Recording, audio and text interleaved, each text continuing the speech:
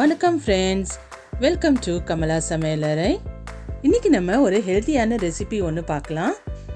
இது ரொம்பவே ஈஸியாக செஞ்சிடலாம், அதே மாதிரி ரொம்பவும் ஹெல்தியானது. நீங்கள் நம்ம சேனலை சப்ஸ்கிரைப் பண்ணலைன்னா சப்ஸ்கிரைப் பண்ணிக்கோங்க. பக்கத்தில் இருக்க பெல் ஐக்கனையும் கிளிக் பண்ணிக்கோங்க. அப்போ தான் நான் போடுற புது வீடியோஸோட நோட்டிஃபிகேஷன்ஸ் உங்களுக்கு கிடைச்சிட்டே இருக்கும். வாங்க இப்போ இந்த ஹெல்தியான ரெசிபி எப்படி பண்ணுறதுன்னு பார்க்கலாம். இப்போ ஒரு தட்டு மேலே காட்டன் துணி ஒன்று வச்சுக்கோங்க. இதில் நான் 2 கப் அளவு கோதுமை மாவு சேர்த்துக்கிறேன். இந்த கோதுமை மாவு வச்சு தான் நம்ம இன்னைக்கு இடியாப்பம் செய்ய போகிறோம். இதை மாதிரி கட்டிட்டு இதை நம்ம ஸ்டீம் பண்ணிக்கலாம். ஒரு 5 மினிட்ஸ்க்காக நம்ம இதை ஸ்டீம் பண்ணணும். நான் இன்னைக்கு இந்த ஸ்டீமர் தான் எடுத்திருக்கேன். இதில் 1 கப் தண்ணி நல்லா கொதிக்கட்டும். அதுக்கப்புறமா மேலே நம்ம இந்த மாவை வச்சு நல்லா ஸ்டீம் பண்ணிக்கலாம். ஒரு 5 மினிட்ஸ்க்கு இந்த மாவை ஸ்டீம் பண்ணணும்.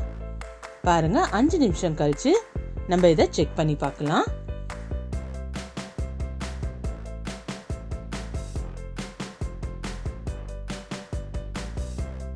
ஒரு ஸ்பூன் வச்சு இந்த மாதிரி செக் பண்ணி பாருங்க. அந்த டெக்ஸ்சர் பார்த்தீங்கன்னாவே உங்களுக்கு டிஃப்ரெண்ட்டாக இருக்கும். பாருங்க, ஒரு மாதிரி பவுடரி ஃபார்மில் இருக்கும். உங்களுக்கு இந்த பதம் தெரியலன்னா நீங்கள் ஒரு 5 மினிட்ஸ் இதை வச்சா போதும். இப்போ நம்ம இதை ஒரு பவுலில் மாற்றிக்கலாம்.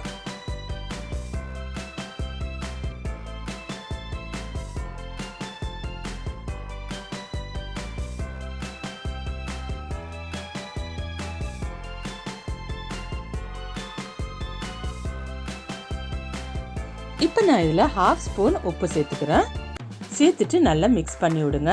அந்த கட்டியெல்லாம் இல்லாமல் ஒரு கரண்டி வச்சு நல்லா மிக்ஸ் பண்ணினீங்கன்னா அது நல்லா மிக்ஸ் ஆகிடும். கொஞ்சம் சூடாக இருக்கும், அதனால் கொஞ்சம் கேர்ஃபுல்லாக மிக்ஸ் பண்ணிக்கோங்க. இப்போ நான் இதில் கொதிக்கிற தண்ணி சேர்த்துக்கிறேன். நான் இன்னைக்கு 2 கப் மாவு எடுத்திருந்தேன். அதுக்கு 1.5 கப் அளவு தண்ணி தேவைப்பட்டது. எல்லா தண்ணியும் ஒரே டைமில் சேர்க்காம கொஞ்சம் கொஞ்சமாக சேர்த்துக்கிட்டிங்கன்னா தான் சரியாக இருக்கும். பாருங்கள், இந்த மாதிரி கொஞ்சம் கொஞ்சமாக சேர்த்து கொஞ்சம் கொஞ்சமாக பிசைஞ்சு விடுங்க. ஃபர்ஸ்ட் ஒரு கரண்டியை வச்சு நல்லா பிசைஞ்சுக்கோங்க. அதுக்கப்புறமா நம்ம சூடு கொஞ்சம் கம்மியான பிறகு நம்ம கையால் பிசைஞ்சுக்கலாம்.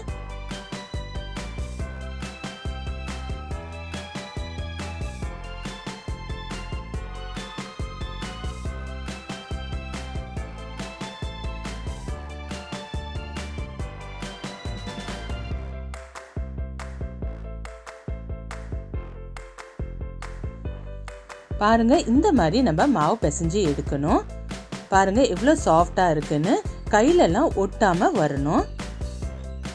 இந்த மாதிரி பிசைஞ்சு எடுத்து ஒரு சைடில் வச்சுக்கலாம். இப்போ இந்த மாதிரி இடியாப்பம் புளியிற அச்சு இருக்கு இல்லையா, அதை நம்ம சேர்த்துட்டு இதில் மாவு சேர்த்து நம்ம இடியாப்பம் புளிஞ்சுக்கலாம்.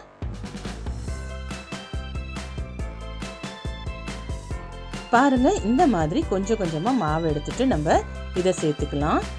ஃபர்ஸ்ட் இந்த உரல்ல உள்ள நம்ம கொஞ்சம் எண்ணெய் சேர்த்து தேய்ச்சிக்கலாம். தேய்ச்சிட்டு நம்ம இதை மாவு சேர்த்திங்கன்னா நல்லா சாஃப்டாக வரும். நான் இன்னைக்கு இந்த இட்லி தட்டு இருக்கு இல்லையா, அதுக்கு மேலே துணி போட்டு அதுக்கு மேலே தான் புளிய போகிறேன். உங்களுக்கு எப்படி கம்ஃபர்டபுளாக இருக்கோ அந்த மாதிரி நீங்கள் செஞ்சுக்கோங்க. இடியாப்பம் புளியிற தட்டு இருந்ததுன்னா அதில் கூட நீங்கள் செஞ்சுக்கலாம். இல்லைன்னா டைரெக்டாக கூட நீங்கள் தட்டில் கொஞ்சமாக எண்ணெய் தேய்ச்சி அதில் நீங்கள் புளிஞ்சிக்கலாம். இந்த மாதிரி துணியில் புளிஞ்சோம்னா நல்லா ஒட்டாமல் அழகாக வரும். ஸோ இந்த மாதிரி நான் புளிஞ்சிருக்கேன். பாருங்கள், ரொம்ப ஈஸியாகவும் இருக்குது புளியறதுக்கு, ரொம்ப ஹார்டாலாம் இல்லை. நான் சொன்ன ஸ்டெப்ஸை அப்படியே ஃபாலோ பண்ணிங்கன்னா சூப்பரான சாஃப்டான இடியாப்பம் கிடைக்கும். இதில் கோதுமை மாவோட வாசம் கொஞ்சம் கூட வராது. நல்லா சாஃப்டாக நல்ல டேஸ்ட்டாக இருக்கும். இப்போ இந்த மாதிரி எல்லாத்தையும் புளிஞ்சிட்டு நம்ம இதை ஸ்டவ்வில் வச்சிடலாம். இதை நம்ம ஒரு 3 to 4 மினிட்ஸ்க்கு ஸ்டீம் பண்ணால் போதும். பாருங்கள், இந்த மாதிரி ஸ்டீம் பண்ணி எடுத்துக்கலாம். ஒரு 4 மினிட்ஸ் ஆச்சு எனக்கு. இந்த மாதிரி கையால் தொட்டு பார்த்தீங்கன்னா அது ஒட்டாமல் வரணும். பாருங்கள், அவ்வளோதான். நம்ம இந்த மாதிரி அதை ஒரு தட்டில் எடுத்துக்கலாம்.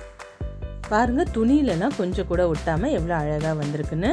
டேஸ்ட்டும் ரொம்ப சூப்பராக இருந்தது, ரொம்பவே சாஃப்டாகவும் இருந்தது. நான் நம்ம சேனலில் அரிசி மாவில் செஞ்ச இடியாப்பமும் அதுக்கு சைட் டிஷ்ஷாக கடப்பாவும் செஞ்சு அப்லோட் பண்ணியிருக்கேன். அதோட லிங்க் டிஸ்கிரிப்ஷன் பாக்ஸில் கொடுக்குறேன், செக் பண்ணி பாருங்கள். இப்போ எல்லா மாவையும் புழிஞ்சு எடுத்தாச்சு. பாருங்க சூப்பராக வந்திருக்கு. இதை நீங்கள் இப்படியே சர்வ் பண்ணிக்கலாம். இதுக்கு சைட் டிஷ்ஷாக தேங்காய் பால் இல்லைன்னா குருமா அந்த மாதிரி ஏதாவது வச்சுக்கிட்டிங்கன்னா சூப்பராக இருக்கும். நான் இன்னைக்கு தேங்காயும் வெல்லமும் தான் சைட் டிஷ்ஷாக வச்சுருக்கேன். இதுவும் ரொம்ப சூப்பராக டேஸ்ட்டாக இருந்தது. ஃப்ரெண்ட்ஸ், நீங்களும் இந்த ரெசிபியை ட்ரை பண்ணி பார்த்துட்டு உங்களோட ஃபீட்பேக்கை கமெண்ட் செக்ஷனில் சொல்லுங்கள். உங்களுக்கு இந்த வீடியோ பிடிச்சிருந்துன்னா இந்த வீடியோக்கு ஒரு லைக் பண்ணுங்கள்.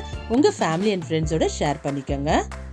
பாருங்கள் ஃப்ரெண்ட்ஸ், எவ்வளோ ஒரு சாஃப்டாக இருக்குன்னு. தேங்க்யூ ஃபார் வாட்சிங் ஃப்ரெண்ட்ஸ்.